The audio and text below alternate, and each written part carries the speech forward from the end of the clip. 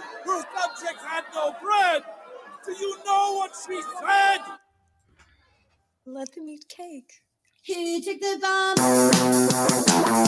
We're getting screwed, man. Every time we turn around, we're getting screwed. Oh, the revolution's going to be through podcasting for sure. That's the only way we talk. It's the little guys that take the brunt of everything. It's got to stop. Peasants, man. We're just peasants. Every one of us. You watch those old movies, you see the peasants in the background with the kings and queens walking around. We're those people. We're those people.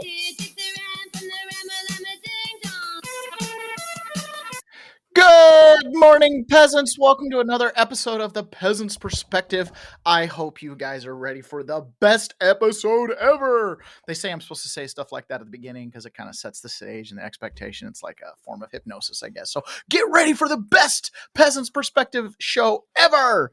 And actually, believe it or not, yesterday we set some records on views. So that's kind of fun. So thank you for joining me, everybody. I obviously really appreciate it every single day. Frazier, good morning. From damp, feels like Idaho, Idaho. I said, I sent a little rain your way. Pony Boy, good morning. I'm so glad you guys all made it here with me today. Thank you so much. It's starting to, this week is flying by. I can't believe it's already Thursday. This afternoon, I've got the Ignite presentation.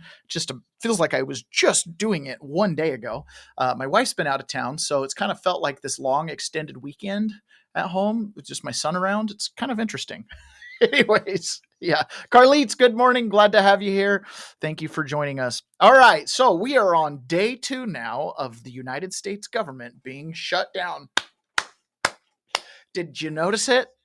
Probably not. I don't think anybody's going to notice the federal government being shut down unless you're not going to work today. A lot of federal workers taking a paid holiday. Now they get paid after the holiday, not before, but a lot of federal workers taking a paid holiday today. Now, over the last couple days, we've been talking about all this drama that's been going on in the White House, right? Between Chuck Schumer and Hakeem Jeffries and J.D. Vance and Donald Trump. It's been a lot of fun. So we're going to dive into that this morning. But before we do, I want to introduce you guys to something called Morning Kick. So Morning Kick, hey there. There's this video. It's from Chuck Norris. Yeah, it was insane. He's in his 80s and says he still feels like he's in his 50s. It was pretty shocking. He had some pretty cool tips in there, too, on what he's doing, including these 3 foods that he avoids like the plague. He explained all the things he was doing, and it was super simple. And they're so easy, and you can do them right at home. When I first saw this, I knew I had to share this with you. Since what happened to Chuck could also happen to you, but with any new method, of course, your results can vary. But this video is definitely worth checking out. Watch this method by clicking the link in chat or scanning the QR code on your screen. You will not believe how simple it is. So take a look at that. It's called Kickstarter. Is that, I got that right? Anyways, take a look, follow the QR code. You guys will have fun. Tell me how awesome it is. Okay, glad to knock that out. All right, so now we jump right in to the government shutdown and the petty back and forth between Donald Trump and Hakeem Jeffries and the Democrats. This is so funny to me. This is going back to that meme with Hakeem Jeffries and Chuck Schumer wearing the sombreros and the little Mexican mustaches. Oh, it was so fun. It's hilarious how much stuff Donald Trump is able to get the Democrats and the mainstream media to latch onto. So we played sound from Vice President Vance, not just defending that AI racist video of Minority Leader Jeffries wearing a sombrero, but also like celebrating that video. And it was playing on a loop in the briefing room today. What are you hearing from the inside about that?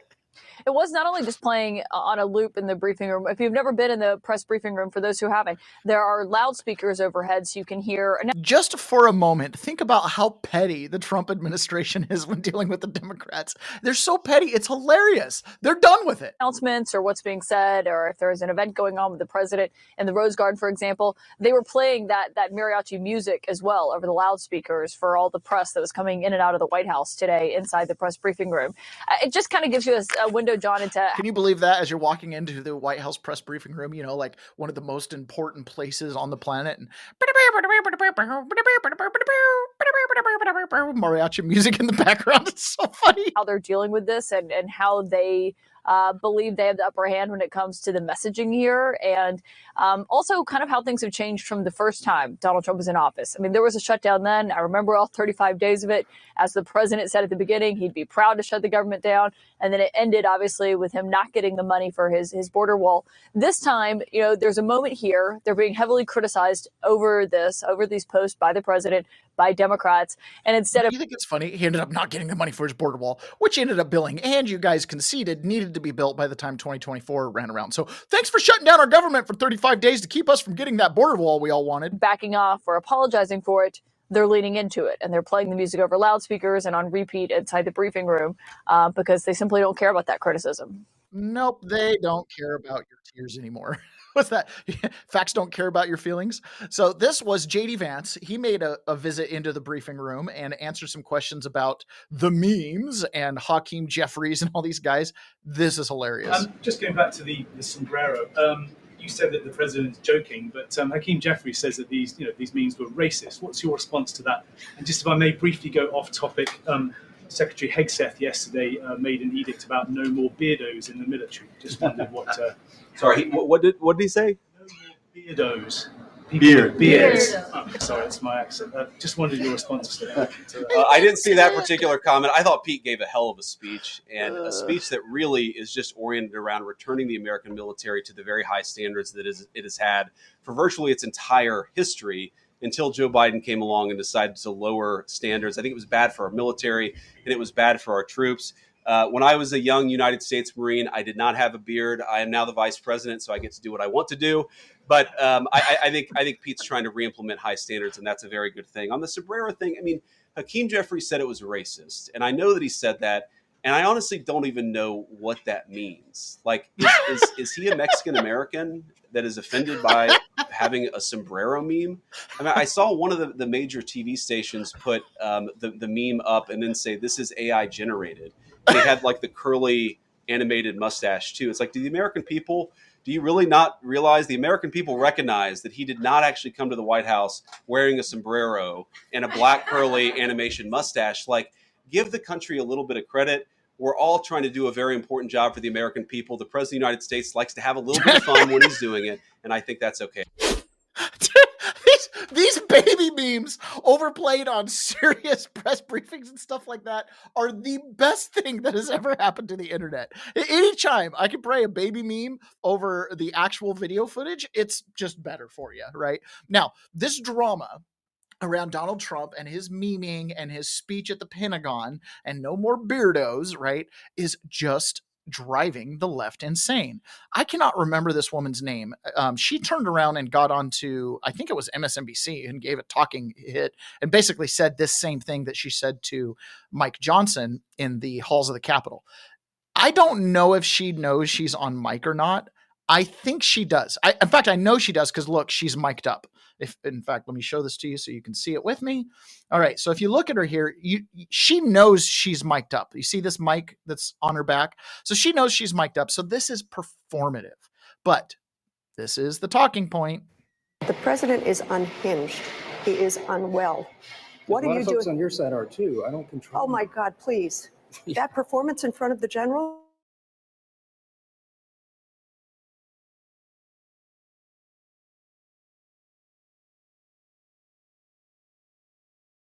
I didn't.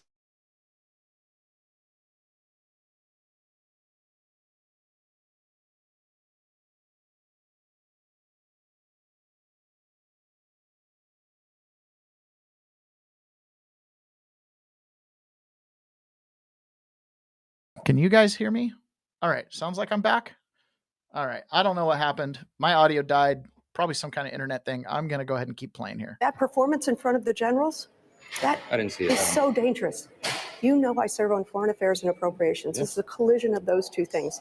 Our allies are looking elsewhere. Our enemies are laughing. I just left. You have a president who is. You have a president. Okay. So now the question is, let me stop sharing that. Hopefully my audio comes back. Hey, someone drop in the chat if the audio is okay there. Not AI. Yes, that is very true. Okay. So she's saying our enemies are laughing at us, right? Other nations are looking elsewhere. So presumably Russia or China for support or whatever. Okay. I don't know if that's true or not. on one hand, you have the administration saying this is a new era. People are coming to us. They want to negotiate. And then on the other hand, you have people like her who even in private, allegedly, that really wasn't private. She was probably knew she was performing, right?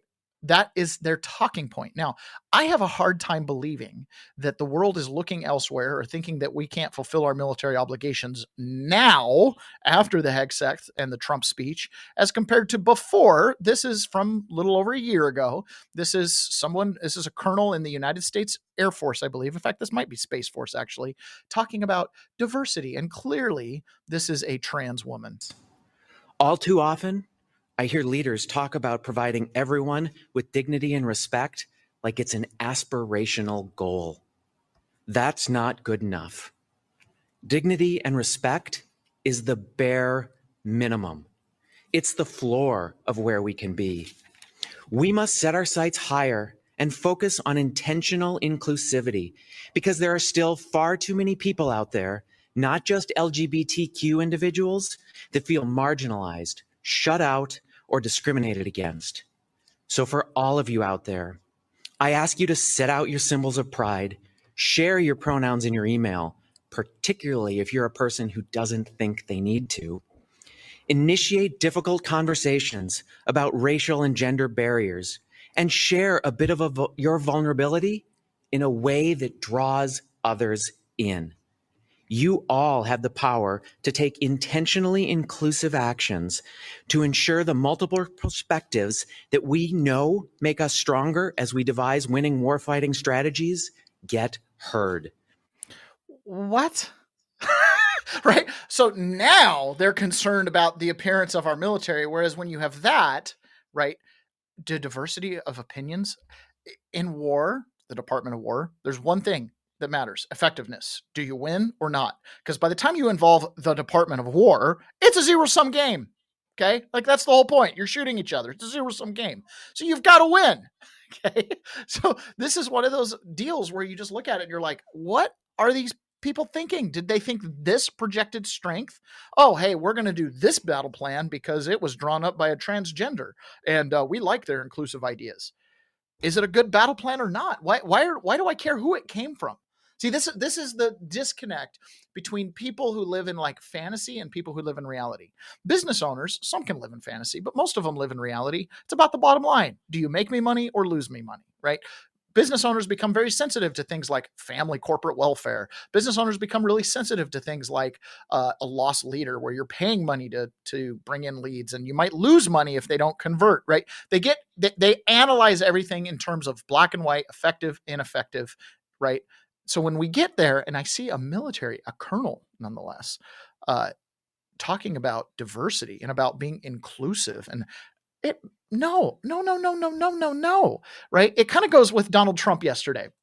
In his speech, he talked about being unable to say the N-word. Now, this is a very controversial little meme video here, but I found it very, very funny because it's freaking hilarious. And it made me laugh because this is basically, if I could play this in prison, I could make basically everybody in there laugh. Even the black guys would laugh at this because it's freaking hilarious. So the caption here is FBI crime statistics. It's Jeopardy. They make up 13% of the population, but commit 50% of the crime. So what is the answer? They make up 13% of the population, but commit 50% of the crime. That word, I call it the N-word. There are two N-words, and you can't use either of them. You can't use either of them. They make up 13%. Obviously, the N-word he was referring to is nuclear. Anyways, okay. So we are officially in government shutdown, and Mike Lee was on with, I think this was Laura Ingraham. Yeah, Laura Ingraham. And he's talking about Russ Vought, who's the director of Office of Management and Budget. And he is in charge of all the cuts. And now that we are officially in shutdown mode, Russ Vought has a lot of power, and he has a lifelong mission that he is about to embark upon. But this is what they're doing. They're doing it deliberately. It's going to harm them. Because Russ Vought, the OMB director, has been dreaming about this moment, preparing this moment since puberty. Russ Vought has a plan, and that plan is going to succeed in further empowering Trump. This is going to be the Democrats' worst nightmare. Senator, is that? But this is what they're. So Russ vote is going to be the Democrats' worst nightmare, according to Mike Lee, because he's been prepping to do this his whole life. Now, remember, we've already mentioned this, but this whole shutdown comes because the Democrats were asking for health care for illegal immigrants. After this whole debacle, right, and the shutdown, Hakeem Jeffries yesterday was on with Jake Tapper, and Jake Tapper called him out without calling him out. Donald Trump blessed it as well. So let me ask you about a provision that the Republicans are talking about quite a bit. I know you want to talk about, and Democrats want to talk about, extending the Obamacare subsidies, which expire at the end of 2025. But they talk about the provisions, and it's right here, subtitle E, and this has to do with the repeal of healthcare subtitle changes, and specifically what it is. How they characterize it is you want to give health insurance to undocumented immigrants. I understand that's not really an accurate depiction, but what it does do is... It's a lie. It's a lie. Oh, but it's a lie. What you support does bring back funding for emergency Medicaid to hospitals, some of which does pay for undocumented immigrants and people who don't have health insurance. And also there is this provision, and it's not about undocumented immigrants, it's about people with asylum seekers and people with temporary protected status, et cetera, but about their ability to get Medicaid. So they're non-citizens, they're not undocumented, they're not illegal. Why even include that in a bill, knowing that they're going to seize right upon that and use that to message? I understand that. So he's basically, as you could hear there, he's like, okay, so you're not trying to explicitly give insurance to illegals, but you're funding all of the things that does give insurance to illegals, right? Scott Bessent described this. He says, the Democrats have kind of painted themselves into this like political box. And I know the vast majority of Americans don't pay close attention to this, but how did they get in this box? Because according to the Republicans, and what they're saying is in fact true, is the CR that they're trying to push is identical to the CR from a couple months ago when we avoided the last government shutdown that Chuck Schumer proposed. And all of a sudden now he doesn't want to do it. Why is that? Scott Bessent was on MSNBC, and he shares his reasons why he thinks Chuck Schumer is shutting the government down this time. Let's just step back for a minute and look how we got here. Chuck Schumer did the right thing in the spring and led the Senate to a clean CR. What we've got here is the House they have passed a clean CR. The Republicans have the votes in the Senate, and he will not allow his members to come across. And what's changed since then is it's his poll numbers. So the president, Vice President Vance, Speaker Johnson, Leader Thune, they're not negotiating with Chuck Schumer and Hakeem Jeffries. They're negotiating with Representative Ocasio-Cortez because she's nipping at his heels, and the American people are being held hostage by Chuck Schumer's poll numbers. And we're starting to see some of the very few moderate members left in the Democratic Party in the Senate drift toward wanting a solution. Chuck Schumer's blocking it. When I look at Chuck Schumer and Hakeem Jeffries, straight out of Brooklyn, makes me glad that I left New York in 2020. And your question about the shutdown, this is a choice that Schumer and Hakeem Jeffries have made. And if they want to shut the government down, then there are ramifications. So AOC has always been a threat to Chuck Schumer because she's from New York. She's younger. As Chuck Schumer gets older, he's only got, 1, 2, 3, 4 cycles left in him. Sounds crazy, but this is like the 21st century where our representatives serve for 30 to 40 years in a pop. So I don't know how many cycles he has left, 2, 3, I don't know. But Chuck Schumer's got a little bit of time left, but not a lot. Ocasio-Cortez clearly has the ability to potentially take over and become the senator from New York at any time, right? She can make multiple runs at it and push Chuck Schumer up against the wall. Here's the other thing. Chuck Schumer, while he's a radical leftist, right, as we call them all, he's not that radical, right? He's a Wall Street Democrat. He's all about contracts. You go listen to his old videos. He was against illegal immigration. He was against immigration fraud. He was against all these different things. But what's happened is the Democrat Party, in my opinion, as they have learned to perfect the election steal, they no longer have to work towards satisfying the larger constituency. They no longer need 50% plus one. What they need is 15% plus money, right? So where do you get your 15%? Where do you get the support that will make it look like you have chatter online, that will make it look like somebody showed up to vote for you and will open their pocketbook to donate? It's that 15%. In that 15% of radical leftists, there are people who, in my opinion, based on everything we've talked about on this show, have broken the law in order to generate funds in order to donate to these Democrats. So you have criminals who've committed all sorts of fraudulent behavior in order to funnel money from places like USAID into nonprofits and back into campaign contributions. This is what Tim Burkhart has explained to us. In that environment where you're pitching towards the 15% of your most radical active base, you know you don't need 50% plus one because you can steal the election. All you need is enough money to get there. If you can make the story believable, then the election seems reasonable, right? That's the idea. That's what happened in 2020. With all the rioting in 2020, there was a narrative that Americans are dissatisfied with Trump, that Trump is chaos, that Trump is all this bad law and order, that he can't handle China, blah, blah, blah. And that narrative created a story that was believable enough that the actual election fraud, the outcome was believable too. So that's why Chuck Schumer is so threatened by AOC. She can play to that 15% base. She's radical, aligns ideologically, and she's kind of the heir apparent. So now that the Democrats, essentially their one and only functioning talking point is fight Trump. Anything Trump's for, we're against. Even if it's things we've been traditionally for, right? We got to be against it. AOC can play that line better because she is not actually responsible to Wall Street donors yet, whereas Chuck Schumer is, right? So America First is good generally for what's going on in Wall Street. I mean, I'm sure Chuck donors aren't too upset as Wall Street hits high after high and he comes right out of New York, right? So that's the threat. That's what they're doing. We are being held hostage right now by 15% of the radical Democrats, along with their donors who likely have been making donations out of tax funds. And that political pressure against Chuck Schumer is what's got our government closed, which, you know, might not be the worst thing because, hey, at least Donald Trump and the Republicans have stood firm and decided not to fund illegal immigrants, which is exactly what they asked for. Chuck Schumer was in the Oval Office with me, 48 hours ago. We were there. The president, as a strong leader, he brought all of us in, all four leaders, Thune and Schumer and myself and Hakeem Jeffries.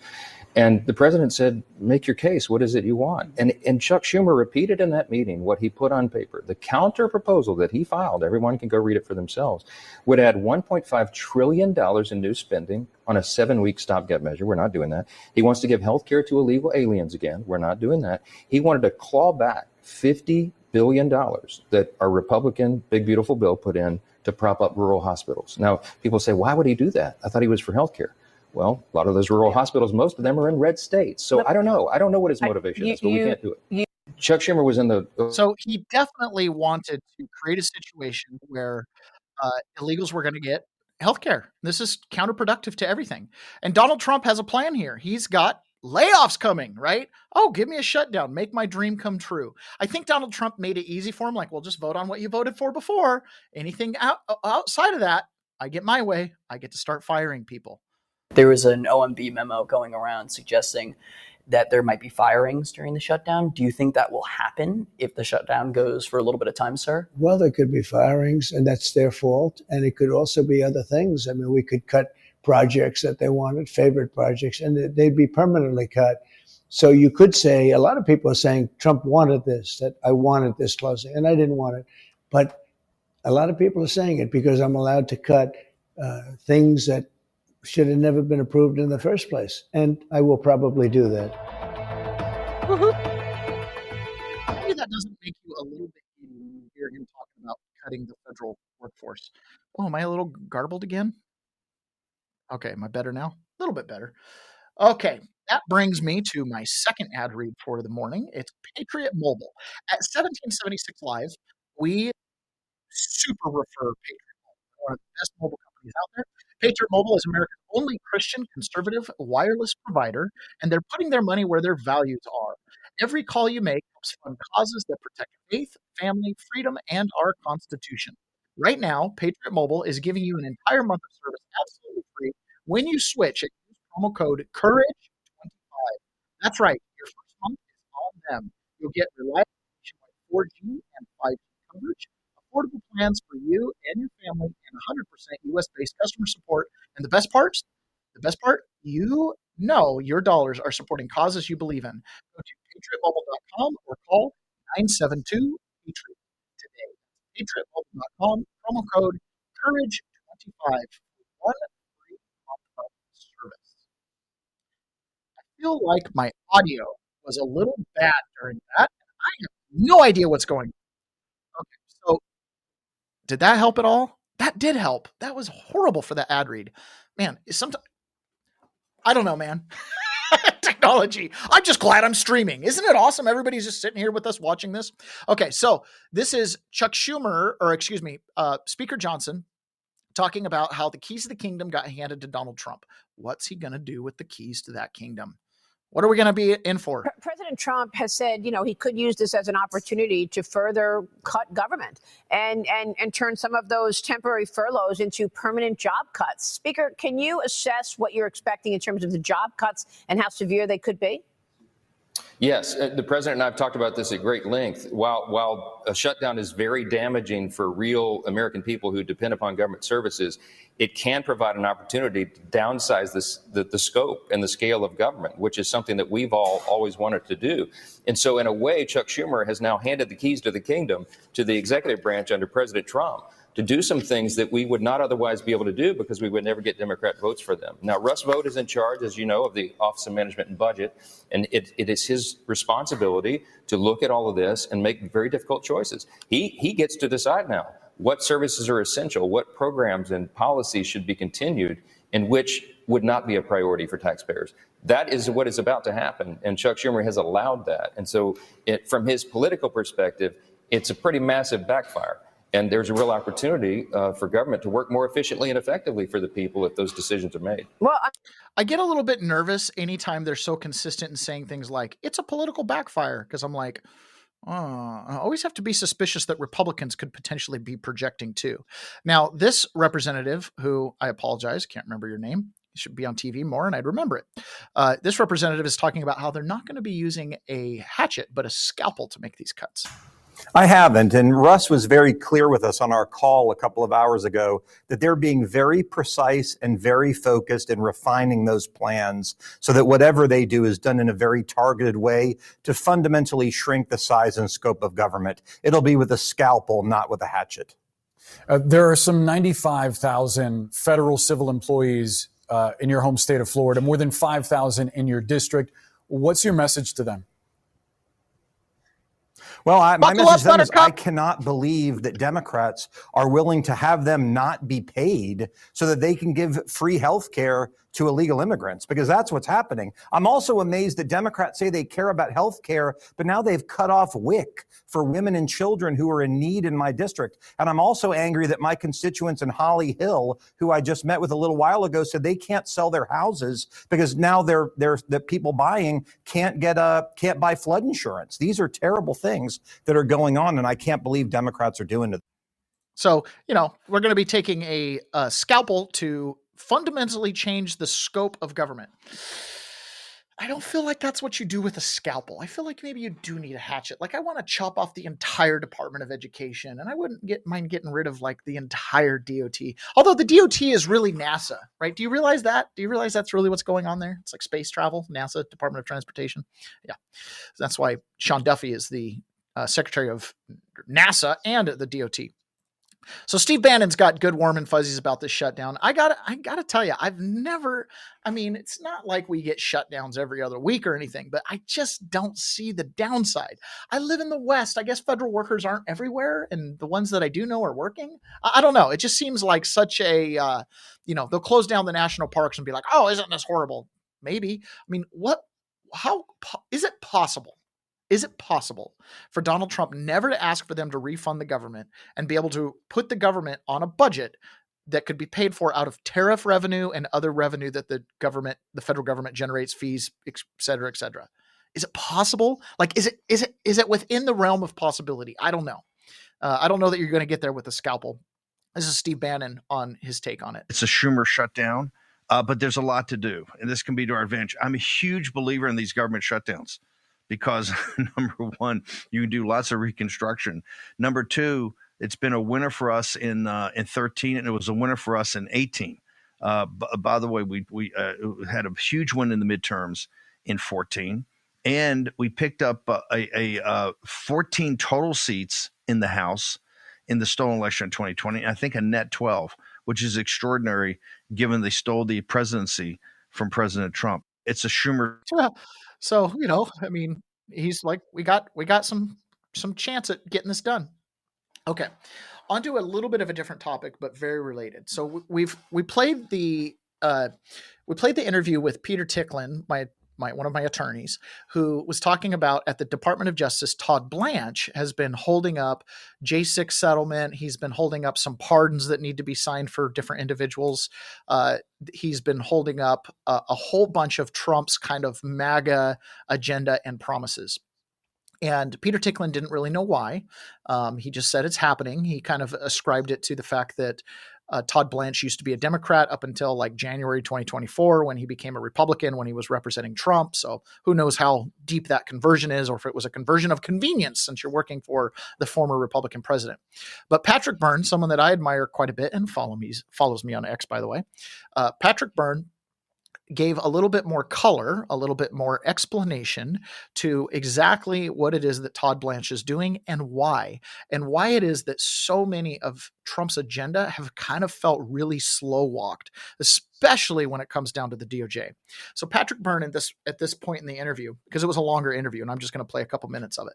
But at this point in the interview, he explained how in the Eastern District of Virginia, there was almost certainly some good attorneys that drafted up this indictment, had it all ready to go, but the United States attorney wouldn't sign it, wouldn't push it forward.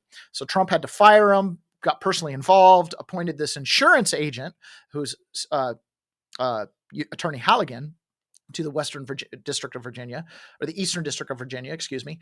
And within 3 days, she was able to secure the indictment from a grand jury. So that's good. Stops the clock on, basically now you can look at everything Comey's done because you've stopped the clock with this one thing.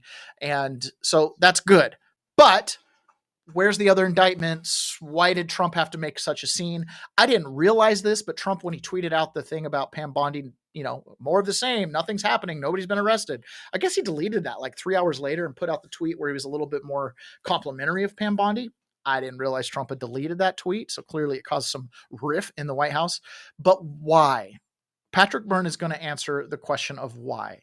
Throughout this show, through all the episodes leading up till now, we've laid out the case that we're fighting a civilizational battle, right? And it's a constant thing. This is a 2,000 plus year old battle between freedom and slavery, liberty and subjugation, right? This is a long thing. This is not new by any means. And it does us a disservice to think like that this has suddenly popped up, that, the United States was completely unified and the government never lied to us in 1995 and it's been all downhill from then. It didn't start in 1995, right? This has been going on for a long time. But we are at a point right now where the energy has shifted.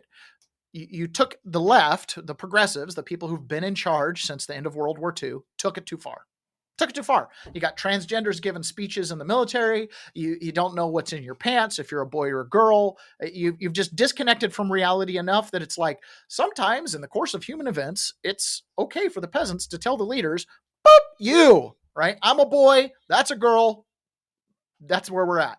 So the people who pushed that agenda, right? The law firms, the people who were the knights of today, the law firms, the lawyers, the people who practiced lawfare against people who reject this delusional worldview, right? That simply want it to be attached to reality, at least as far as outcomes are concerned.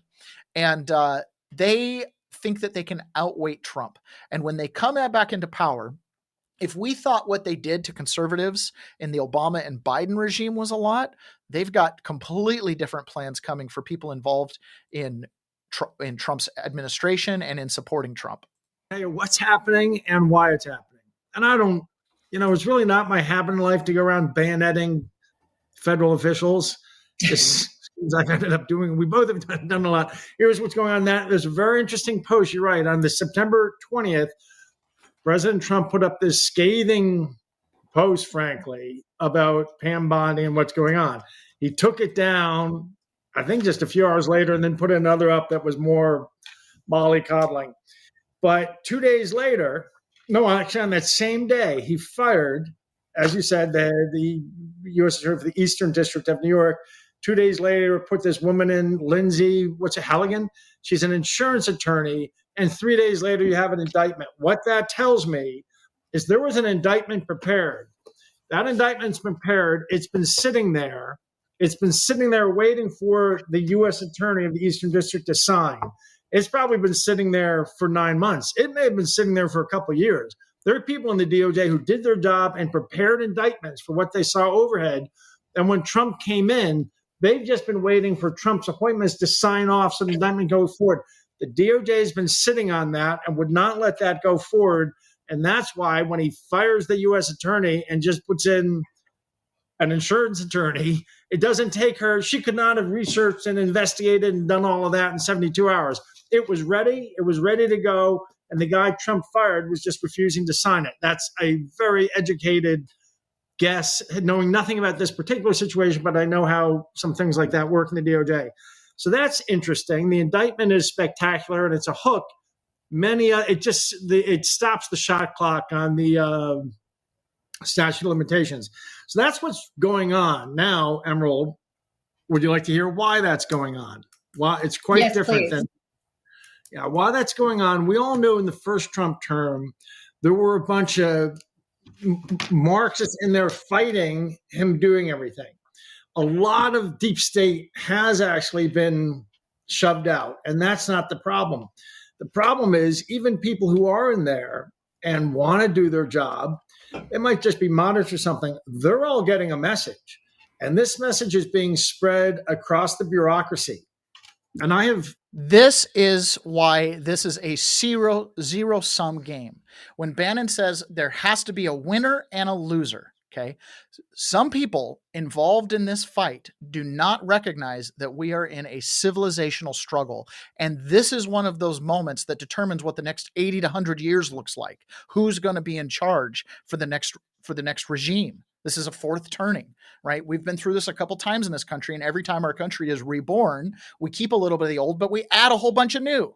Our country looked completely different prior to 1776 to after, looked totally different prior to 1871 to after, looked totally different prior to World War I and the Great Depression collectively and after, right? Totally different. The way government runs, the words we use in court, the commercial systems we use, everything changes. The only thing that doesn't change or changes slowly is the Constitution of the people, right? Our Constitution. We acquiesce to these changes. So here we are in the middle of a change, and you have people in power, these law firms that have caused untold amounts of obstruction for any type of common sense agenda, have spread the word across the bureaucracy. So there are sources on this across Washington, including one who's a staffer within the Senate on a Democrat Senate committee. And this is the information I'm getting from multiple places, that the firms like Perkins Coie and WilmerHale and all these old line DC firms who Trump snipped their security clearances, and that's really screwed up their businesses. What they're doing is they're spending their time writing up hundreds of indictments on all of us. We're going to be charged with treason and hung. Now, you might think, well, hundreds of indictments, these are private law firms like Perkins Coie and, these different Paul Weiss. Why are they writing indictments? Guys, remember just a couple days ago, we talked about how Chris Wary was an owner and was a partner in King and Spalding and then went back to it. Like, King and Spalding is one of these law firms. It's at these law firms that we get the rotation of U.S. attorneys in and out from these law firms. They're just writing up indictments that they can hand or walk with them into their new appointments in a new Democrat presidency, right? So this is probably pretty normal. We're going to be charged with hanged, I guess. Treason. We're going to be charged with treason and be hanged. And they're planning. That's their plan. If the Democrats get back in, that's what they are literally drafting indictments for anyone who cooperates on Trump. So this time I say it's different than the first term, because the first term they were just out and out Marxists. I don't believe Todd and Todd Blanche and Pam Bondi are Marxists in opposition to Trump in that sense. But you have a bunch of, I can't use the kind of word I want to use. So I'll say we have a lot of lily-livered people in government. Somebody who once brought me into some government affairs said, we're looking for people who are PhDs, but who've won a few bar fights, or at least been in a few bar fights. Patrick, and that's you. These people have never been, they're scared. They're scared. And they literally, I know some of them, and they're modest, nice people who want to serve their country. They're literally getting told that they're going to be hanged if the Democrats get back in, and then indictments are being written on them. So I think that's the reason you have Todd Blanche sitting on his hands. Pam Bondi is an absentee manager. I hear that she's basically spending most of her time in Florida. She flies up to make announcements, goes to the White House. Maybe she drops by the DOJ, and then she flies back. Todd Blanche, the number 2, is running the DOJ, and he's been putting the kibosh on everything. And I don't think it's evil. I think that he's one of the people who thinks these are Bolsheviks. This is a communist revolution we're facing. And I think these people are scared for their lives, which is why I think Donald Trump should move all this into the military, because those are guys who are not afraid to be in a bar fight. Okay, so one of the things that I pay attention to when I'm listening to him there, and I think about all these people, okay, I believed and still do that the 2020 election was stolen. Obviously, it motivated some of my actions, which caused a lot of consequences in my life, right? But I've looked at it honestly. Like, if I was wrong, I wanted to be wrong. I would be the guy that would stand there sentencing. I was wrong. I was beguiled by Trump, duped, fooled. Didn't happen. I wasn't fooled. The evidence was never disproved. I'm, been through it a million times with you guys. Some of these people that are serving in government, I don't know that they know. I don't know that they know that the Democrats had to steal 2020. I think they think it was a close election. I think they think that Kamala Harris almost won 2024. I don't think they realize the impact of the voting machines and the paper ballots, and that this isn't a close election, that you don't have the American people behind you, period. So what are they going to do, right? Come to the realization that 2026 is not looking so good for them. Not only do you not have the seats to win because of redistricting, but you kind of flubbed everything. Like, you're still trying to sell free healthcare for illegals. You're still trying to sell, transgender stuff. It's just not going to fly. What makes you think that, normally the minority comes into power during the midterms? Really? Every time? Even when you guys are idiots? I mean, like, genuinely idiots. What about funding? You're going to be able to fund your campaigns the same way you did before if you can't funnel it through, all these nonprofits and stuff, and it's being watched? Do you really think you can win? Or do you just kind of, counting on the pendulum? Or even more nefarious and worse, they're going to cheat worse. They're going to make it worse. They're going to make it to where we don't have an election, or where they just outright steal it. I mean, you do have to realize in 2020, that whole, middle of the night Biden hockey stick curve of votes, like, we the people let that happen. We just moved on with our lives, just collected our Social Security checks, called it good. We acquiesced and consented to it by continuing to live our lives the same way we did before. Okay. Will the Democrats come back into power? And if they do, they've already broken the seal on putting people who work inside the executive branch and are advisors to the president, aka Steve Bannon and Peter Navarro, in prison. They've already indicted the former president. You don't think they'll do it again? You don't think they'll put his advisors in prison? You don't think they could put Todd Blanche in prison, right? They don't care about the law. You think the law matters. I know it doesn't matter. I know that for a fact. I've watched them violate the law in my case. I watched them violate constitutional amendments. I watched them violate what we would just consider decency, norms. There are no laws. There are only cops. There's only enforcers, right? If you haven't figured that out, hello. Okay. And if you want to see how bad this is, like, again, this narrative war has been going on for a long time. So we've talked about the ADL from time to time, and the ADL creates this extremism database. And the ADL traditionally has partnered up with the FBI to tell the FBI who the extremists and who the terrorists in America are. Kash Patel just terminated that special relationship with the ADL. The ADL, as early as just a few days ago, had Charlie Kirk and Turning Point USA listed in their glossary of extremism, right? Anti-Defamation League deleted its glossary of extremism database on Tuesday after receiving backlash for including the late Charlie Kirk's Turning Point USA. With over 1,000 entries written over many years, the ADL Glossary of Extremism has served as a high-level information on a wide range of topics for years. At the same time, an increasing number of entries in the glossary were outdated. The organization said, we saw a number of entries intentionally misrepresented and misused. Moreover, our experts have continued to develop more comprehensive resources and innovative ways to provide information about anti-Semitism, extremism, and hate. Okay, so what you're saying is you labeled them terrorists, you labeled them extremists, got them to where the FBI was involved with it, but now you're saying, oh, we made some mistakes and misrepresented what was really going on there. You don't get to make mistakes like that. We don't cry over spilt milk, but this isn't one of those things where you just go, oopsies. No. You violated constitutional protections. You spied on people. TPUSA was part of the Arctic frost stuff. Why? It links back to this. It links back to the fact that the ADL, this third-party, trusted, long-time existing entity that determines who's a terrorist in our country, who's an extremist. It goes to that. It goes to nothing else. The statement continued, at ADL, we're always looking for how we can and should do things better. That's why we're moving to retire the glossary effectively immediately. This will allow ADL to explore new strategies and creative approaches to deliver our data and present our research more effectively. It will keep us focused on ensuring what we do best, fighting anti-Semitism and hate in the most impactful ways possible. You remember just a few days ago how people were complaining about how the FBI got rid of the report on right-wing extremism? Well, when you go back and look at that report, they don't include any left-wing extremists at all. None. Like mass shooters, they're not in the report at all. Not there. Steven Crowder did a really great piece on this where he goes through all these left-wing extremists that nobody doubts is left-wing, not even included in those reports. So they took the reports down because they were fraudulent. Right? ADL. Oh, hey, sorry, I made some mistakes, weren't really accurate. Turning Point, not an extremist organization. But we wanted them to be. Right? You can't trust any of this stuff. So, and this goes true, right? I sit on the fence when it comes to Israel. I like what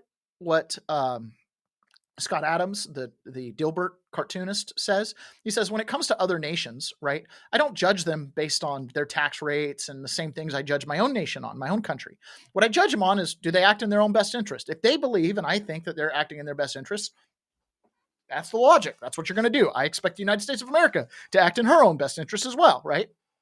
So when it comes to Israel and fighting wars, I don't have a dog in the fight. I think every nation should fight their own battles. Doesn't seem too complicated to me, but this situation with Israel and how it's fought its battle hasn't really been fairly assessed. And this point got made, of all places, on MSNBC, and he's kind of right. 2,200 American servicemen killed at Pearl Harbor. We go on to kill 3.5 million Japanese, including 100,000 in one night. 2,800 Americans in 9/11. We go on to kill 400,000 people in Afghanistan and Iraq. We weren't accused of genocide. You had, if Mexico had elected a jihadist cartel to run their country, and then they incurred into Texas, and on a per capita basis killed 35,000 people, or the population of the University of Texas, and on the way back took the freshman class at SMU hostage and hid them under tunnels, what would we do? It'd be the great Sonora radioactive parking lot. But Jews are not allowed, and Israel is not allowed to prosecute a war. And they are prosecuting a war more humanely than we have done. The ratio of combatants to civilians is of civilian death to combatant mortality is lower than it was in Mosul, lower than it was in Japan, lower than it was in Germany. So there's just a different standard for Jews in Israel when it comes to prosecuting a war. They're allowed to fight back to a truce, but unlike America or any other Western nation that has attacked this viciously, they're not allowed to win a war. It's a double standard. I think Israel suffers from a problem that people suffer from generally, and their virtue gets weaponized against them. On one hand, you have a people who absolutely, never again, right? They never want to let the Holocaust situation happen again. But on the other hand, it's human psychology that the victim sometimes starts to identify with the oppressor. And I think a large portion of the Jewish population has become just that. They've become these progressive, radical liberals that support things that are not in their own interest. Like, for example, the Palestinian state and Hamas. Okay, it's like gays for Hamas. It doesn't make any sense. Israel gets that double standard, right? They can't do things the way they should do them. MAGA, not that I'm making other comparisons aside from this specific one also falls into that same camp. Our virtue gets weaponized against us. Don't you do lawfare? Don't weaponize government against James Comey. Don't do these things. It's like, you've been doing them all along. Do you not see how the Muslim nations and the Islamic nations prosecute their wars? I mean, you think what Israel's doing bad. You should see how they prosecute. War is war. It's ugly. You think America went to Iraq and it was just all cupcakes and ding-dongs? Oh, hell no. Right? Go talk to someone who served over there and actually saw some combat. It was horrible. Right? It sucked. We have to win. Israel, in that situation, in that war, though I might disagree with a bunch of stuff, they have to win. It's in their state's best interest, right? That's the whole thing. I learned this in prison. As a parent, when my kids fight, I don't usually care who threw the first punch. I don't usually care because I'll tell my kids are all different ages. So usually it's the young kid throws the first punch, older kid finishes it, right? And then I'm like, I have to punish both of them. And a lot of times the one who finished the fight gets punished more. That's not how the real world works. In the real world works, you're supposed to finish your fights. You're just not to throw the first punch. And that's why, because international politics mirrors our individual lives, right? You have to finish the fight. It does matter who throws the first punch. Okay. And there's no justification for it. It doesn't matter what words are said or what threats are made, right? Whoever throws the first punch. In prison, there's cameras mostly everywhere. And if you get in a fight on camera, it matters who throws the first punch. I saw one fight in prison where the person who started the fight underweighed the aggressor by probably 50 or 60 pounds. And when I say the aggressor, I'm saying because the guy who won the fight was wildly aggressive. Okay. The guy who started the fight, he didn't really start the fight verbally, but the guy who threw the first punch threw one single punch. And then the other guy got in, 100 punches, blood everywhere, absolute horrible mess. Okay. The guy who threw the first punch went to the hole, got the write-up, got the shot. The guy who finished the fight, nothing. That's how the real world works. We got to finish these fights. Donald Trump understands that. That's why he didn't extend the Iran matter, right? He got right at it. And he also understands we are in a civilizational struggle. And the enemies that we have right now don't wear uniforms. This comes from NBC News. At least 2 did in a UK car ramming and stabbing outside a UK synagogue, police say. London, 2 people were killed and 3 others were seriously injured on Thursday after a man rammed a car into a crowd at a synagogue in northern English city of Manchester. It came just as worshippers observed Yom Kippur, the holiest day in the Jewish calendar. So there was a terror attack on a Jewish synagogue in England. And guys, it's not the first time, right? There are people amongst this immigrant population that are waging an active jihad in the real world. They are here to destroy our way of life and to assimilate us into their culture. The good Christian way of seeing it, the good MAGA way, the good Jewish way of being compassionate, not wanting to become the thing you hate, the oppressor, oftentimes leads just to turn the other cheek one too many times, right? Donald Trump is clearly trying to take a huge bite at the apple here in the United States because the illegal immigration thing parlays into the Islamic struggle and they're combined up with Marxists, collectivists, right? In order to basically create a one world order. That is not an order that in the world I want to live in. And these people who are destroying our systems are all over the place. This is a small clip of a 17-minute press briefing that was given in Minnesota 2 days ago, yesterday or 2 days ago. Okay. It was a 17-minute long briefing. All 17 minutes of this briefing are stunning. Here is just a highlight.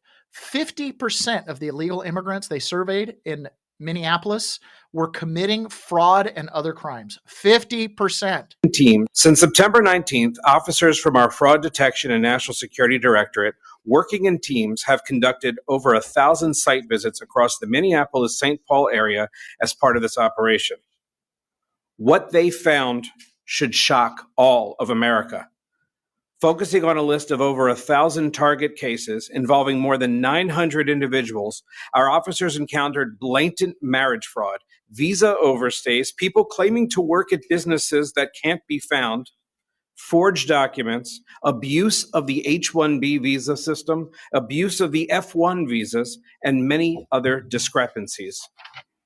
Over the course of the operation, our officers found indication of fraud, non-compliance, or public safety and national security concerns in nearly a little less than 50% of the cases in our team. Since September 9th, 50% of the cases interviewed. Now, there, I fixed it. 50% of the cases of people interviewed were committing some form of immigration fraud, financial fraud, welfare fraud. The list, he goes on to continue more things too, gun fraud, all kinds of stuff.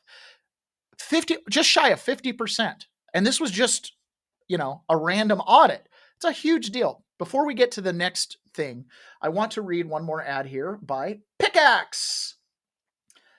Pickaxe. If you're done letting big tech decide what you see, you need to check out Pickaxe. This is the anti-algorithm, anti-censorship platform built for creators. No algorithmically manipulated feeds, no data harvesting, and zero tolerance for digital gatekeeping. Real voices are already building there. The Vigilant Fox, Children's Health Defense, Naomi Wolf, Ann Vanderstill, Shannon Joy, SGT Report, Red Pill 78, they're all on Pickaxe. You can write articles, auto-publish your Rumble videos, which are playable in the newsfeed as soon as you're able to blast out full email newsletters to your followers, monetize how you want, paywalls, affiliate links, revenue sharing, it's all built in. Free verification with a blue check, referral perks, total control. If you're serious about declaring your independence from big tech and experience true freedom of speech and freedom of reach, this is the platform. Check out pickaxe.com and set up your account today. Very cool. I'm going to have to check out Pickaxe. I got to be honest with you. I'm learning stuff in these ad reads. That's fun. Okay. Last one for the day. That was great. It's so nice when we can get through all of those. It makes me feel like I'm doing my job. Okay, so a huge percentage of the illegal immigrants that come to this country, 50% in Minneapolis, Minnesota area, were committing crimes. These are punishable crimes. Like, you go to prison for committing those crimes independently of the fact that you already crossed the border illegal. So this just goes to show, if your first act of coming into the country is an illegal act, what's to stop you from taking the second or third or fourth? What is a little immigration fraud when you've already crossed the border illegally? What is a sham marriage where you're just trying to get documentation? In that, he talked about that. They had a man who came, was married to a woman. They brought the woman in for an interview. They were like, oh no, we're married. It's legitimate. And then immediately they did a site visit, as in they went to the house and the woman was there. And guess what? The guy doesn't live there, nothing. And she admitted it's all immigration fraud, just like that. And they said, one of the things they said is, we've never followed up. Like, if they would have just come into the office normally and she would have said the magic words, our marriage is for love. All right, check box, legit marriage. The reality is it wasn't, right? And that probably happens a lot. There's another thing that happened this week in Orlando. The federal government came in and did an audit in Orlando. The chief financial officer of Florida, so I guess CFO of Florida, through FAFO audits, just revealed $1 billion in fraudulent spending in 5 blue counties and sent them a threat. So they came in and they audited Orlando, Orange County, Tampa, Hillsborough, Jacksonville, Alachua, and Broward County. And they found $1 billion worth of fraud at the local county levels. I've mentioned this before. We've talked about like that one treasurer or assessor in the Southwest that like $37 million that she'd stolen from the county over a decade, right? This stuff is going on. And not only is there outright fraud, there's just big fat holes where money spills out onto the floor, right? Where it doesn't need to be spent. And let me be clear, and this is probably more for the cameras and people listening to my voice right now. If you are a city or a county that is planning on putting a tax referendum raise on the ballot in November 26, expect a knock on our door from us. If you are a county or a city that raised their millage rate a couple of weeks ago and actually raised property taxes on people this year when people are hurting, you can expect a call from our office. We are going to show the people in your cities and your counties just how much excessive waste, fraud, and abuse that you have, and then you can make the argument to your constituents why you raised taxes when people were feeling. So real simple there, nothing complicated. You've got all these cities and counties that have raised their taxes through various ways. Gas taxes, property taxes, mill rates is what he said there, affects property taxes in Florida, right? Sales taxes, all these different ways to raise revenue. He also in that same press conference talked about levies for things like fire departments and police stations and stuff like that. These are all things, of course we would vote on a levy for new schools and police stations and stuff. But the problem is, if you've got $1 billion floating around in the budget, why are you asking me for an extra $15 million for a police station? Right? $1 billion floating around in those couple counties. Waste, fraud, and abuse. Some combination of the three, okay? Why are you asking the United States federal government to print more money? Why are we increasing our budget every year when you're spilling out billions of dollars? That's just happening in a couple counties in Florida. Imagine what all the counties in Florida would show. Imagine if you threw Georgia into the study, Alabama, Mississippi. I mean, shoot, we might have a revolution starting in the Southeast, right? Oh, all we got to do is go check our budgets. We're looking under the couch cushions for missing billions. We could solve probably most of our problems if we just, looked under couch cushions and, followed the rules the way they were written. This situation in Iowa with this school superintendent has totally grown legs. I find this story just the most fascinating thing. Here is an industry where normally you wouldn't expect anybody to even apply if they're illegal, right? Here you have a guy who's claiming to have a PhD and all these things. And apparently all along the way, nobody's ever thought to, fact check them, see what's going on. So this is Elizabeth Vargas Reports, and she summarizes this whole thing, which again, this is like the story of the month to me. Some of these other stories, the shutdown, the cuts, they'll develop. Hopefully they go somewhere. I'd love to see something break through with Todd Blanche, but this right here, this is the kind of thing where we look at what's happening at the national level and these big national intrigue stories, and they do connect to us. I don't try to cover stories that don't somehow affect us, whether it's culturally or in the zeitgeist, but this right here, your kids right now today might be getting on a bus to go learn from somebody that is an illegal and is a complete fraud in pretty much every aspect of their lives. Just what is going on with the Des Moines public school system? For starters, the Justice Department's Civil Rights Division is looking into alleged race-based discrimination in hiring for Des Moines public schools, which it says violates federal law.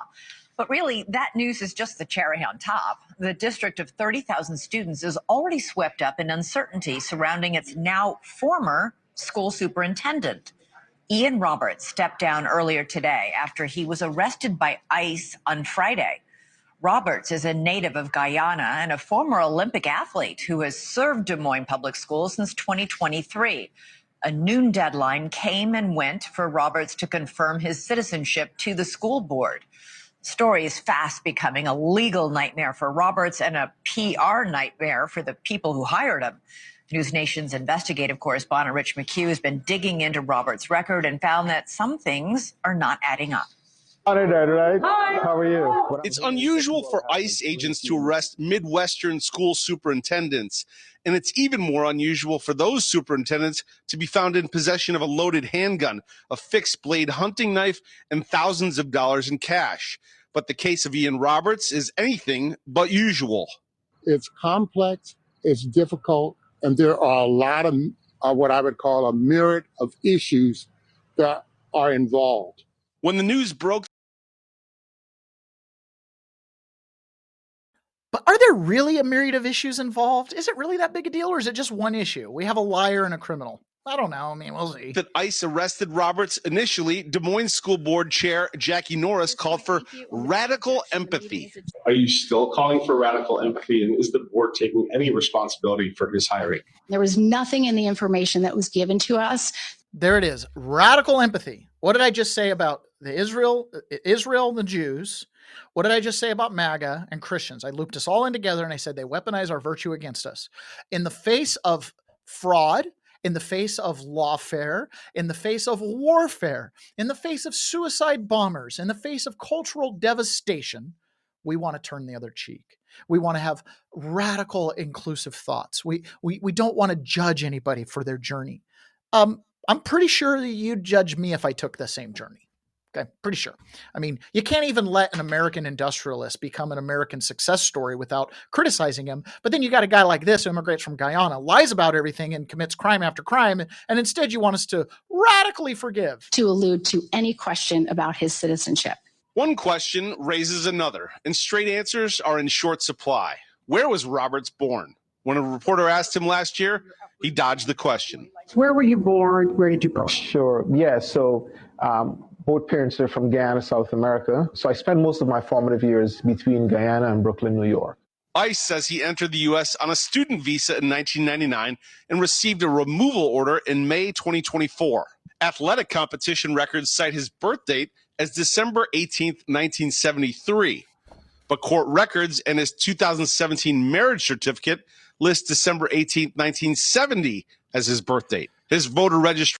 You know, I have this inside joke with my wife where I always say she's older than she is. So when she turns 40, I'm like, honey, you're 43. When she turned 32, honey, you're 37, right? It's an inside joke. We've been doing it for 20 plus years now.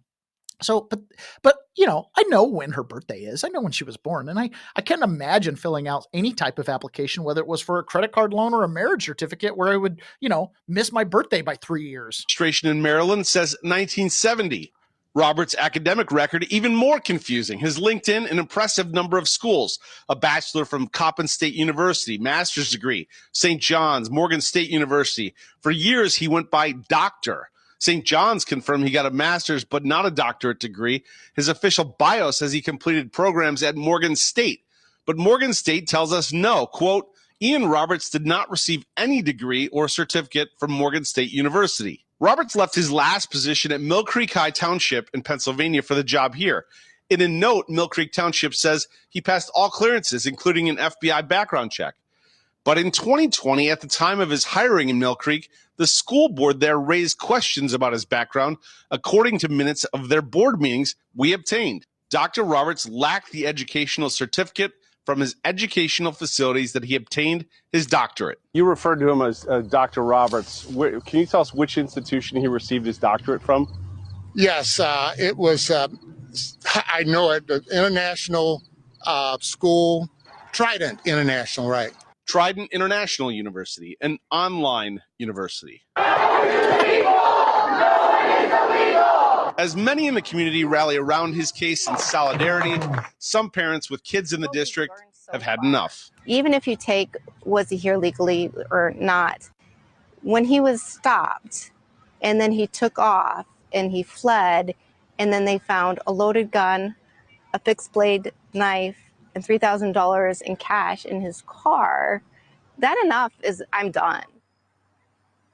That mom, Jen Cronin, says instead of radical empathy from the school board, she wants to see radical transparency and accountability. Ian Roberts, his attorney, says he's working to have his deportation order stayed and wants to reopen his immigration case. Elizabeth? Is he still there, Rich? Where is he tonight? It's unclear. We believe he is in a jail here in Des Moines, but even his attorney alluded to the fact that it's possible he is not. Okay. And super quick, we mentioned he was an Olympic athlete. Which country did he compete for? Guyana, South American country of Guyana. All right. So that would seem to clear up at least when he wouldn't answer where he was born. This is the strangest story, Rich. Keep on it and let us know. And if there's anything that I know about life, is it's not even the strangest story that's out there. That's the crazy part. Now, there's a couple things on there. I always kind of think this, right? Like normies, and who's normal, right? That's the point. Like he's talking about, well, he's carrying a knife and a gun. Now, I can understand carrying a gun and I can understand carrying a knife. In fact, I carry a fixed blade knife with me all the time, right? Why do I do that? Because I've been to prison. And I can't imagine walking around unarmed after a year of that. So anyways, I find if I got pulled over, they'd find a fixed blade knife on me too. But I have a reason. So I'm scared of all of you weirdos. I live in Seattle. They got Antifa and John Brown Gun Club everywhere you go. So this civilizational battle plays out on the internet, clearly. It plays out in the Gulf of America with drug boats because drugs are destroying our civilization. It plays out in the Middle East where we're fighting a ideology that is antithetical to the American way of life. But we have a domestic problem. We have cities with higher crime rates than some of the notorious third world crime, quote unquote, hellholes around, right? When DC and Chicago and Memphis, Tennessee have higher murder rates than Honduras, it starts to make you really wonder, are the fruits of what America's doing really that good, right? Now, Donald Trump, in a great experiment, cleaned up crime in the District of Columbia in a matter of weeks. Murders are down to essentially zero. I think the whole time Trump's had troops out there and federal officials patrolling the streets, I think we've had one murder in a month or two. That's like unheard of. And it's real when he says you can go walk around the streets of DC. They arrested thousands of people, like all the hooligans. They're all sitting in the DC jail right now. Very familiar with the place. Some of them are probably sitting in a mild cell. Okay. So they're all not on the streets doing bad things. So now the federal government has moved into Memphis. Now, Memphis, most people don't know.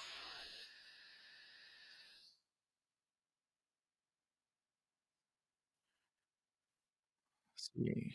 All right, you can hear me again? All right, so Memphis had the highest murder rate in the country. It's one of the worst spots.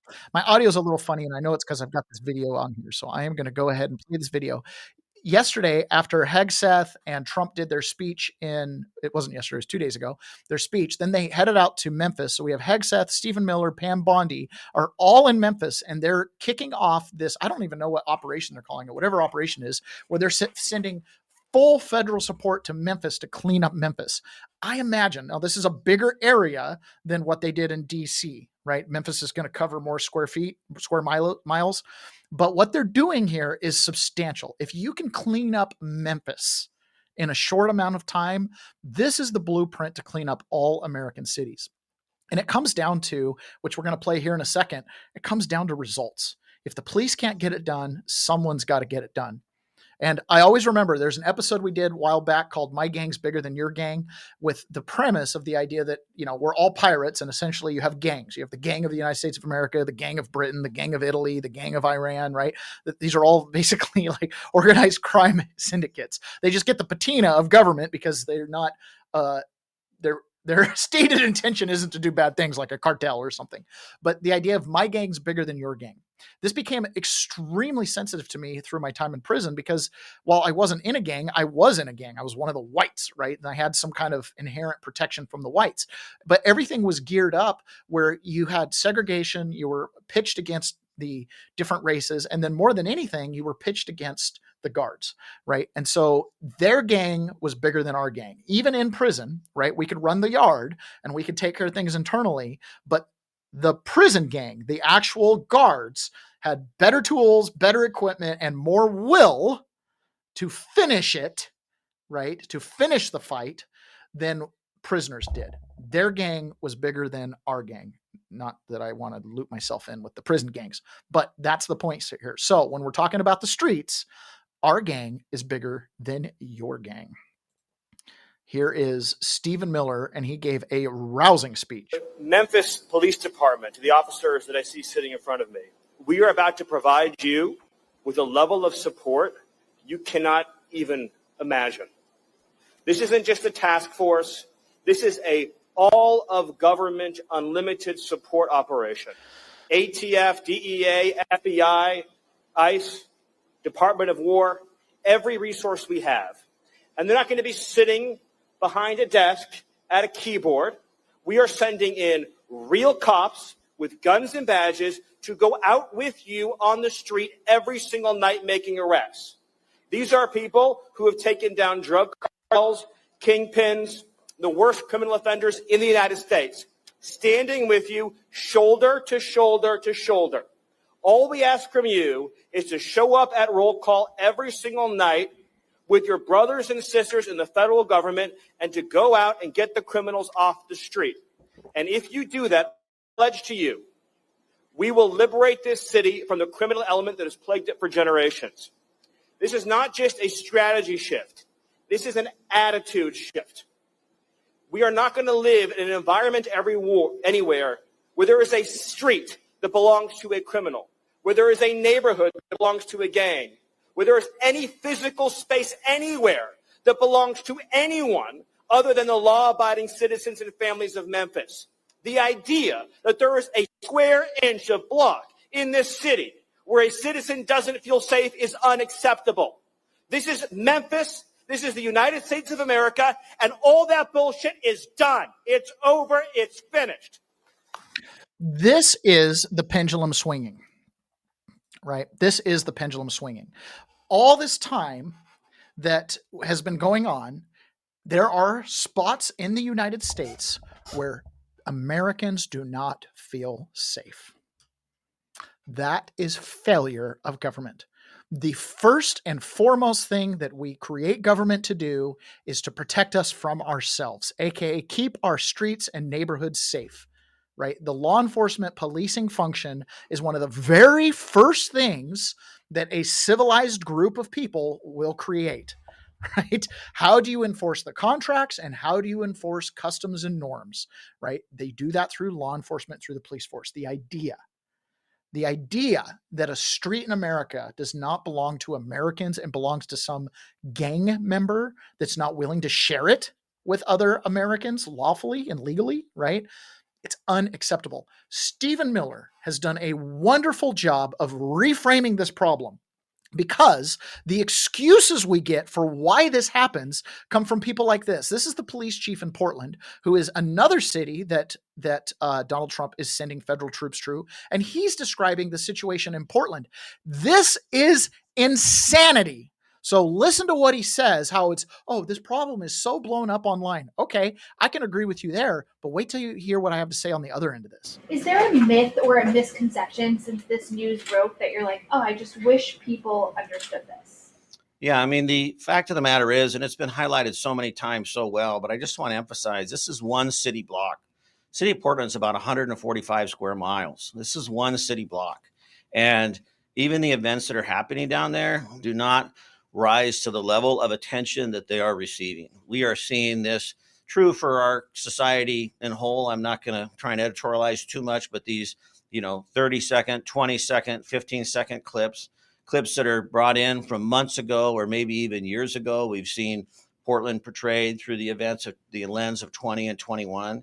And what's actually happening in the response that we're seeing both from Portlanders and from the Portland Police Bureau is not in line with that national narrative. And it is frustrating, but we're going to continue to stay the course. I said this on Saturday. The actions of the federal government and others doesn't change the resolve that the Portland Police Bureau has to continue to provide the highest level of safety and security and service to Portlanders. Okay, Mr. Police Chief. So you have 165 miles to patrol. And basically what you're saying is, for the most part, we do a good job. 164.9 miles, doing A-okay. But we got this one city block that's a problem. Then fix it! If it's just a block, go fix it. I would have felt better if you said 165 square miles are falling apart and I can't do anything to stop it. We're having a hard time responding to all the 911 calls. I'd have rather you said that. But instead you're like, nah, we don't really have a problem. I mean, most of the problem's isolated to that one block. I mean, that one block isn't really Portland anymore. It's actually Antifa-stan. And that one block happens to be around a federal building that they spray paint and firebomb and target. I got to tell you, when I was interviewed by the FBI at a Starbucks in Port Orchard, Washington, where they served me with a warrant and took my phone, right? When I sat there with those two FBI agents deputized to the Joint Terrorism Task Force, one of them was coming out of the Vancouver area. And he, the previous summer, because this was 2021, and in 2020, he had been task force to the Federal Building Services, or FSB or FBC, the Federal Building Services, whatever, and to go down to the Multnomah courthouse and defend it for 60 nights straight. Now, the protests went on longer than that, riots went on longer than that, but he was there for 60 nights straight. And when he watched the video of me at the United States Capitol, he was like, this is, and he referenced specifically, this is like nothing like what we were seeing in Portland. So, it's just a city block, but, they're actually doing things that were way more crazy than what I participated in on January 6th, and I got a 7-year prison sentence. So, Mr. Police Chief, I understand that, it's not as bad as they say, because you're looking at 165 square miles and you've just got one little city block that's a problem. Then mobilize your guys down to the city block. Put 75 officers on that city block tonight. See if you can stop the crime. But you're not. That's the problem.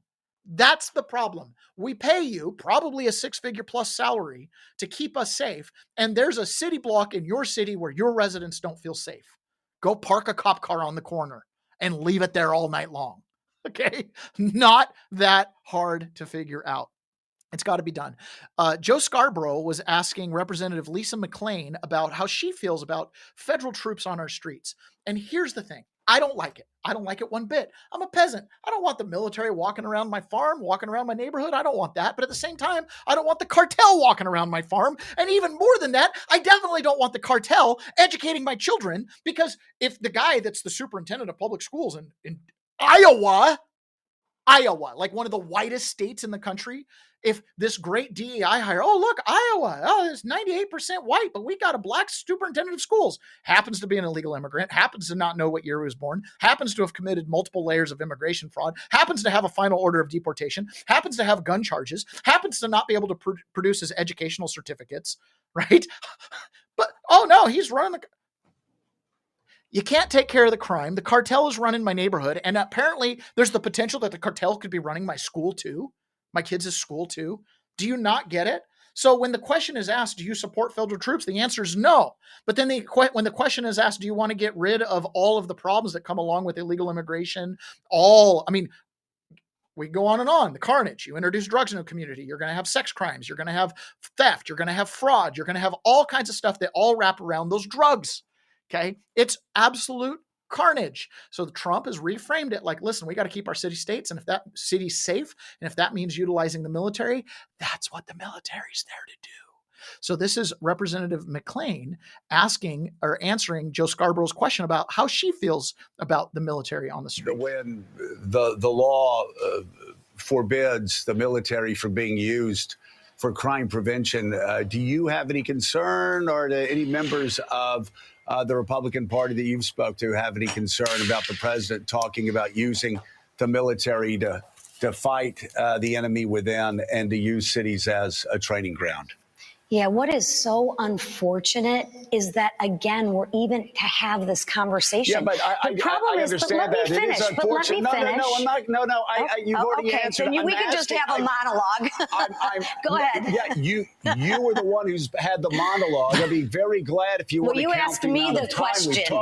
I asked you the question. You answered it, and I'm just asking you a simple question. Yeah. And I'll give you an answer. Do you, yes or no, do you support the military being used for crime control in American cities? Or should cops do it? Right. It would be wonderful if cops could do it. Cops absolutely should do it. And if you'll let me continue, the judges should do it. You know who's getting sick and tired of this is the American people. Why don't you ask a victim's father who their daughter just got murdered, who has been let out 35 times, committed 35 felonies. The problem is when the local law enforcement doesn't have the power because of the radical liberal judges that let these criminals out on a daily basis, right? They commit a crime and then they get let out. That's the problem. Right. And that's what we need to fix. So do I like it? No, I don't. But at some point in time, people have to follow the law and there has to be consequences, because I care way more about the American people and I care way more about the victims than I do the criminals. So that's what it boils down to. You got to keep us safe. If it would be great if the cops do it. Hey, police chief in Portland, do you know how you could prevent federal troops from walking around your city? Clean up that one city block that's a problem. The one city block that makes the narrative true that Portland's out of control. Fix it. Oh, I can't fix it because the judges. Okay, then you need federal help. We need to take it out of the local level and take it to the federal level. What do you want to do? The only guy that's got any MAGA gumption is the president. Apparently, you can't elect a city council with MAGA gumption. You know, people that want America to be great. Can't do it. It's impossible, right? Apparently. So if the police can't do it, then the feds have to do it. I don't like it. Nobody likes this. But we're backed into a corner. I agree. I do too. And of course, we talk about that on the show, and we have for years now. I agree with you. We need judges that Don't let people out on cashless bail. We need cops to know that politicians in cities have their back. We need people to be able to walk the streets of American cities and know they're going to be safe. So back to the question. And that's not happening now. do you support the military engaging in crime control in American cities? What I care about is the safety.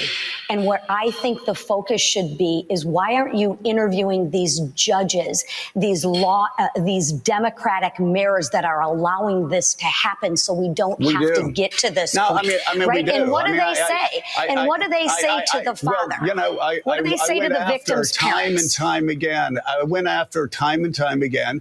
The mayor of Chicago saying, why don't you ask for 5,000 more cops on the street? Why don't you ask for more support?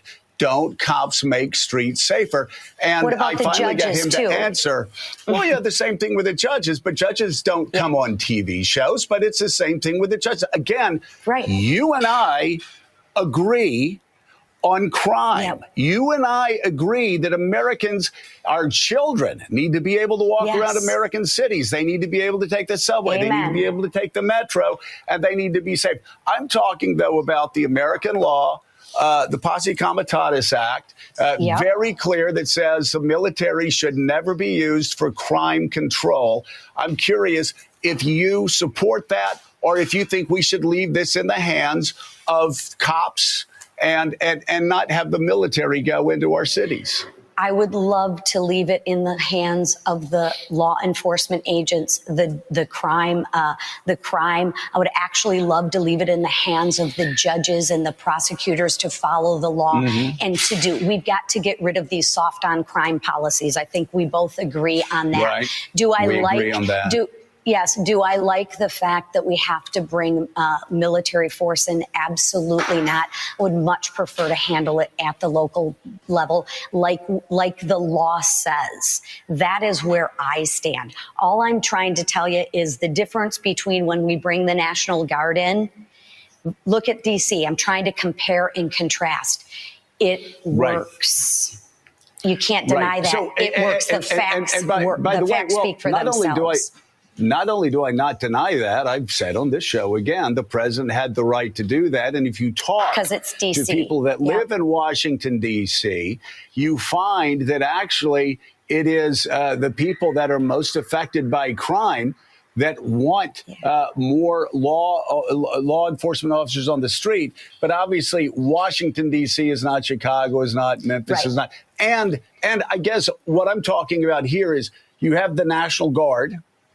And then you have. So what's crazy about this is, if you go back just a couple weeks ago to when they were launching the operation in D.C., these same Democrats like Joe Scarborough and all the sycophants out there were like, you can't do this. It's not going to work. And then it did. And that's what she just said. D.C. safe. It hasn't been safe for decades. Decades. And now people are out enjoying random parts of town, going to bodegas that they would have ventured into those neighborhoods. It works. So what happens when Memphis gets cleaned up and goes from the number one murder city down to the lowest on the list? What happens? Are we going to get rid of this Posse Comitatus thing and just go, maybe the military can do it better? I mean, we are just trading one police force for another, right? It's just changing the chain of command, because presumably the military will get the job done, whereas the cops and judges can't get the job done because their hands have been tied by politicians, presumably, right? But now you have set the precedent where you've got troops walking around Memphis looking for drug dealers and stuff, and they're not there defending us from Al-Qaeda, right? But again, it goes to this bigger theme. Has the United States been invaded? Yeah, 20 million plus people, maybe as high as 40 more if you go back a number of years. Okay, so we've been invaded. All right, let's see. What about drugs? Is it an active war where people are dropping dead? Yep. Every ounce of fentanyl, every pill, every ounce of meth that comes across the border, that is poison, and it is designed for one thing and one thing only: to kill you, make you unproductive, and destroy your society, right? The profits that the cartels make, they're entrepreneurial. They could just start their own Federal Reserves or something, right? They're doing it because they want to kill you. There's nothing else to it, okay? And they want, So we've got that going on. You've got a political, ideological invasion here. When Patrick Byrne calls the Marxist Bolsheviks, go study the Bolsheviks. He's not wrong, right? They're trying to take power for power's sake. we've got all of those factors going on. So maybe the military does have a role. I don't know. I'm just a peasant. I just have to live here. No matter what they do, I gotta live here. Right now, I personally have been the victim of the United States government. Right. So, for example, here is Senator Joni Ernst from Iowa.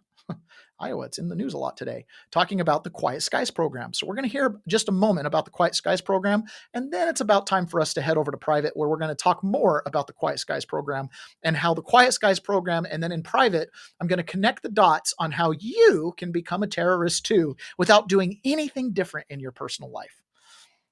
$200 million a year was spent on a program that was weaponized by the Biden administration to target political opponents, including patriotic veterans like former Congresswoman, now Director of National Intelligence, Tulsi Gabbard. The program covered over 180,000 flights since 2018 and did not stop a single terrorist attack, as many of you noted. So 180,000 people put on this list. There were still terror attacks and incidents that happened on board planes that they didn't catch, and they basically got nothing for it. I was on that list. They put my wife on that list. Okay, so we're going to talk about that when we get into private. We're also going to be hearing from Senator Rand Paul and his take on the Comey indictment. We're going to be hearing a little bit about the left's take on Elon Musk and how they think he is an idiot. And we're also going to be hearing a little bit from Howard Lutnick, who used to be Jeffrey Epstein's next door neighbor, just a small clip from him. And then we are going to be hearing some more great news on the autism front, and more children are finding their words after taking this new medication that's been recommended by RFK and Donald Trump. So thank you for joining me today. A lot of you guys stuck with us. Before we finally sign out, I got you for just a few more seconds. Please, please, please, everybody go in and say goodbye in the chat, right? In the live chat. I need live chatters. There's enough of you on here that if you all went in and chatted on Rumble right now, said hello, I wouldn't have to pimp for chats the rest of the month. I love having you guys chatting. Can't wait for Ron to get back so we can be a little bit more dynamic with it. But anyway, so please go leave a chat before we head out. Okay, since I asked for you guys to do something, I'll play this next video about the Quiet Skies. This is Senator Moreno, new senator from Ohio, who's talking about the Quiet Skies program and mentions J6ers. If Congress passed a law called the Quiet Skies Law, what would the Supreme Court say? That had the same substance as this. Same substance. In other words, if we passed a law that said that the U.S. government can surveil American citizens who they suspect without any evidence of maybe committing a crime, and we passed that law, we all cheered and we passed it, and super bipartisan, and we threw a big party and had a ribbon cutting ceremony for the law and photo op, what would the Supreme Court say? Well, two thoughts. One, we've seen past laws that aren't that different from that, maybe, right? And so it's hard. And there is a balance, right? A policy balance. It's possible the Supreme Court, if it's not narrowly tailored enough, would invalidate that. Because it's unconstitutional. Because we have a presumption of innocence in this country. Because if I decide not to wear a mask on an airplane because the rule is insanely stupid, I shouldn't be prohibited from ever flying again. If I want to travel to Washington, D.C., and I want to do whatever I want to do in Washington, D.C., that's well within the bounds of the law. That doesn't give any administrative agency the right to decide I can't fly somewhere else. It doesn't give the government the right to have somebody follow me and creep me out in the bathroom and decide whether I'm getting too many sugars in my coffee or if I'm going to the wrong yogurt place. And that report shouldn't be published inside some sort of official government document. Because, Mr. Chairman, there's a difference between somebody who has power because they're giving it to them because of some administrative things, or somebody actually real power. Somebody who has a badge, who has a gun, who has the ability to arrest you, has the ability to take your civil liberties away. That's what happened over the last 4 years. And Americans should be equally outraged about all this. It should not be partisan. So the Quiet Skies Act was started out, what he's saying, as kind of administrative, that the idea was that, you'd put these people on watch lists, right? But what it turned into a cudgel. Right? He's saying it turned in from administrative authority to true power, like a badge and a gun type of power where they can alter your life. And that's what they did. And there's no due process. So what they're talking about there is that it's kind of on its face unconstitutional because it presumes guilt and there's a punishment and you can't appeal it. The process to come off the Quiet Skies list, zero chance of doing that. The ability to get put on it, you can put on that for not wearing your mask on the airplane or flying to DC on January 6th. Okay. They put you on there for any reason, and you don't even know you're on it till you're missing flights. And there's no one to appeal to. There's no due process at all. Quiet Skies list, totally abused. So when so I'm going to jump over to private now. I'm sure a lot of you Rumble guys are going to stick with us because you're all loyal premium subscribers. So I bid farewell to those that are in the public, and we'll see you guys in private. Goodbye, YouTube. One viewer over there. It's probably Ron. All right.